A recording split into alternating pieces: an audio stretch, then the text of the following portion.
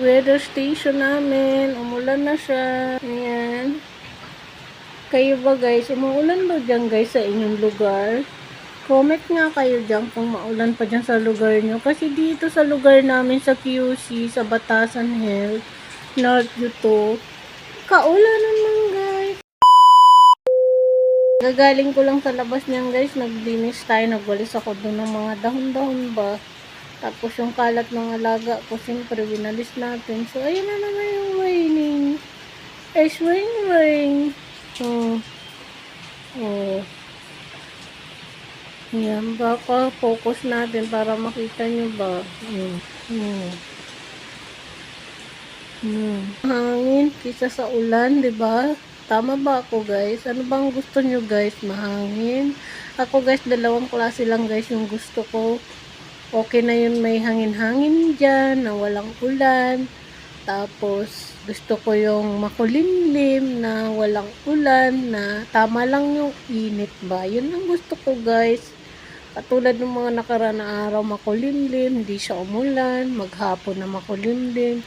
Tapos kagabi, magdamag na hindi umulan. Tapos ngayon umaga, pagising ko guys, kaulan nun man.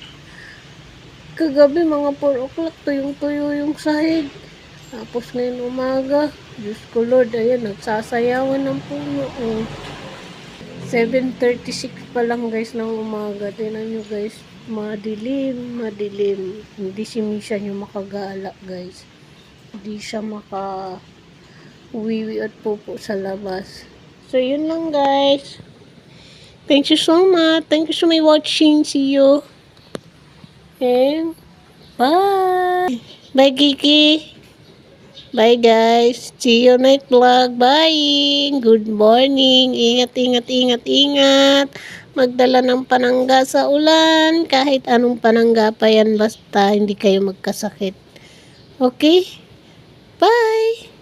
Ito po si Kalaman yung nag-uulat po ng weather station dito sa aming lugar sa Batasan. Ito po, maulan ng umaga at morning. Diyan mga Kalamon, maulan ba dyan sa lugar nyo? Ito po si Kalaman yung nag-uulat dito sa aming lugar. Kaulanin mo ng morning namin dito. Hindi kami makalabas ng vlogger journey. Lang mga Kalamon, sinasarot-sarot ko nga kayo dyan dahil ako nga doon ang tagapag-ulat ng weather station natin dahil maulan ng morning. So yun lang guys. Thank you so much. Thank you so much watching. See you in good morning. Bye.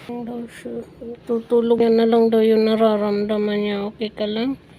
Malis siya dito guys. Gusto niya dyan sa mas malamig. Ayan, kasi yung higaan niya eh.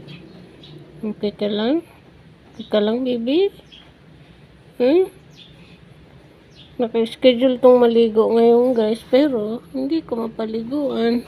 Kasi nga yung weather natin, sumasabay malamig, baka sipunin to. Lalo pang madagdagan yung problema ko sa dalawang to. So dito lang sila sa